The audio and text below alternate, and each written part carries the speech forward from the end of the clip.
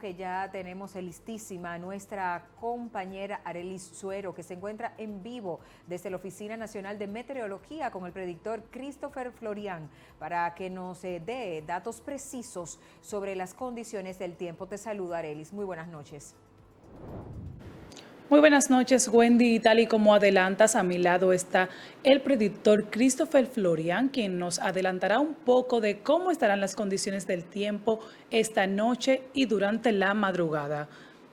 Sí, el sistema frontal continúa incidiendo en la República Dominicana y esta noche y madrugada, como muy bien acabas de connotar, vamos a tener precipitaciones moderadas a fuertes, con tormentas eléctricas y ocasionales ráfagas de viento, principalmente en localidades del centro del país, provincias como Monseñor Noel, La Vega, San José de Ocoa, más hacia el sur, Peravia, San Cristóbal, y aquí en el Gran Santo Domingo, especialmente la parte norte, que actualmente estamos teniendo precipitaciones en el aeropuerto La Isabela. Esas precipitaciones van a ser en forma de algunos aguaceros locales con tronadas aisladas y dejarán también a su vez inundaciones, crecidas de ríos, arroyos y cañadas, así como también posibles deslizamientos de tierra, por lo cual exhortamos a la población que vive en zonas vulnerables específicamente mantenerse atenta a la evolución de estas lluvias, ya que podrían agravar las situaciones que dejaron las lluvias de esta madrugada.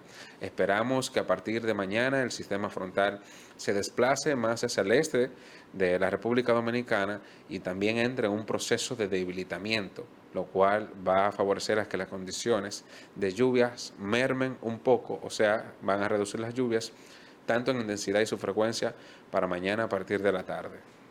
Christopher, nuestros seguidores se han cuestionado que en el Gran Santo Domingo y en el Distrito Nacional, en algunos sectores, se ha visto un día parcialmente soleado. ¿A qué se debe eso y desde qué hora de esta noche se empezarán a sentir las lluvias? De hecho, desde ya estamos sintiendo las lluvias, como muy bien acabé de decir, que en el aeropuerto de La Isabela están ya ingresando estos campos nubosos generadores de lluvia.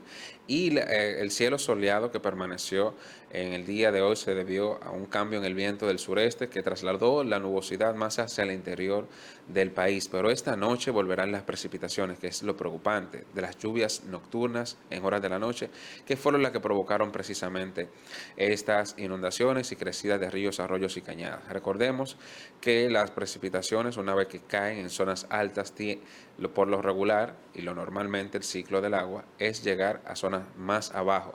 Y esto es lo preocupante y por esto se emitieron los niveles de alerta correspondientes. Hacer énfasis en el peligro que van a dejar las lluvias en horas de la noche, que sería más importante, y enfocarnos más en aquellas personas que están en zonas vulnerables, a pesar que esos comentarios lo hacen personas que se encuentran en localidades no tan vulnerables.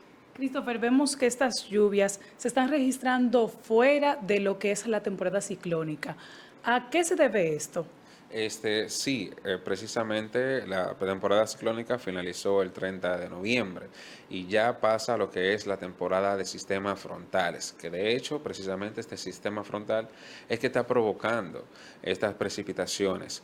Lo que sí es anómalo es la cantidad de precipitaciones que ha dejado a principio de este mes, que por lo regular noviembre es un mes seco comparado a los meses de la temporada ciclónica, pero tenemos un mes anormal en cuanto a la cuantía de las precipitaciones. Y esto se debe muy bien a los cambios que precisa el clima y también los fenómenos cíclicos como son los sistemas frontales. Y ahí escuchamos las declaraciones del predictor Christopher Florian. Nosotros invitamos a todos nuestros seguidores a mantenerse al tanto de las informaciones emitidas por la ONAME y el COE. Retorno contigo, Wendy.